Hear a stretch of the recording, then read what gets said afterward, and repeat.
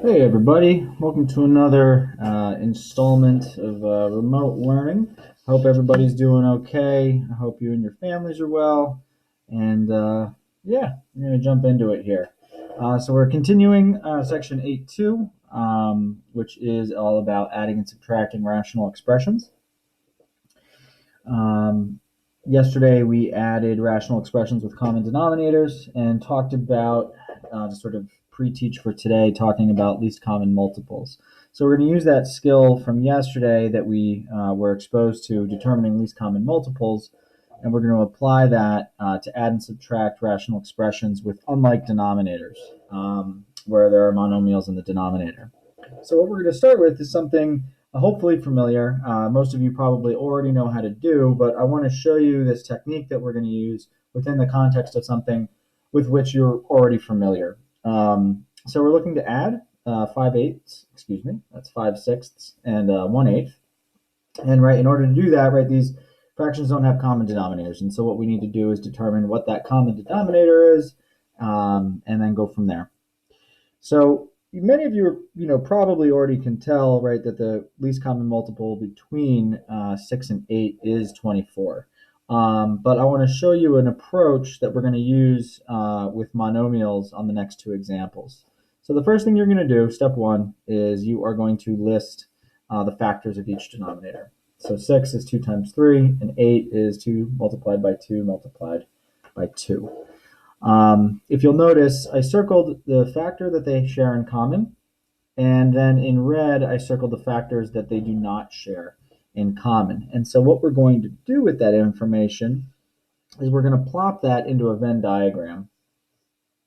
As you can see, the factor that's shared in common is in that center slice, and then what's not shared, right, is on the exterior there.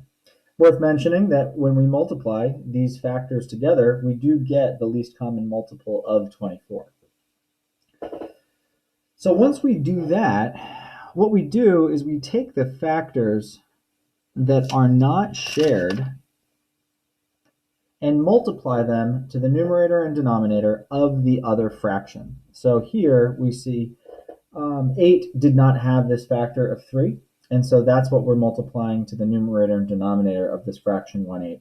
Similarly, 6 did not have this factor of 4, and so we're multiplying the numerator and the denominator of the other fraction with this factor that was not shared. And then we perform that basic arithmetic by multiplying across, giving us the two fractions 20/24 and 3/24. And the last step here is we're going to perform that arithmetic and condense this into a single fraction, and which gives us 23/24. All right, so I know that's a bit convoluted and a little over the top for a small fraction like this, but we're going to now use that same exact technique and apply that to sort of this new scenario where we've got variables and stuff involved. Um, so what we're looking to do here on the next example is add these two fractions together. In order to do that, what we do need is a common denominator. So what we're going to do is list the factors for each denominator, which I've done so here. And what I've already done is in blue, I've circled the factors that they share in common, and I've circled the factors that they do not share in common. So now once we've done that, we're going to jump over to our Venn diagram. And as you can see, the factors 2x, they share in common, so that's in the center slice. And the factors that they don't share in common, I've put on the sort of exterior circles or the complement of the intersection. If we multiply all these factors together, we do get what will be the least common multiple. It's worth knowing that ultimately the denominators of these two fractions should end up being 8x cubed y cubed. And so that's not a bad way to kind of check to make sure that you're doing it right once you actually put this in place. Next step is we're going back to the original two fractions here, and we're going to rewrite them down here. And if you'll recall, step 3 we are going to take the unshared or not shared factors and multiply them to the numerator and denominators of the other fractions, or the fractions that they did not come from, right? So this denominator 2x to the third didn't have this 4y squared, which was in the other denominator, and that's why we're bringing it in to the other fraction. Once we multiply that stuff out, you'll notice that the denominators of the two fractions that we got does match our least common multiple, which we've already identified.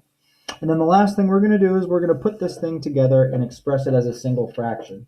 Now, the two terms in the numerator are not like. We can't put them together, but we are still going to leave this as a single fraction. Tomorrow's lesson, we're going to end up being able to combine like terms and stuff in the numerator. But for this, we're just leaving it like that.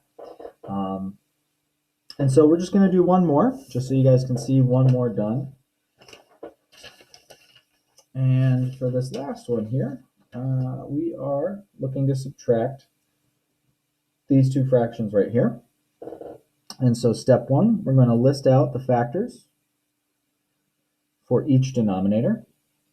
Once again, I've gone ahead and already done that. And in blue, I've circled the factors that they share in common, which is 5ab. And then in red, I identified the factors that are not shared. So we place them in the Venn diagram. And then once again, sort of for future reference to check our answers, if we multiply this string of factors together, that's going to give us what our least common multiple is, which in this case should be 10a cubed b squared. So now that we've got this information placed into the Venn diagram, we are going to multiply the numerators and denominators of each fraction by the factors that were not shared in common. So over here, we have a 2, and we can see that we're multiplying this fraction by 2 over 2. And over here, we have a squared b, and we're multiplying the numerator and the denominator of the other fraction by a squared b. After performing that little bit of arithmetic, we can see that we do have the denominator 10a squared b cubed.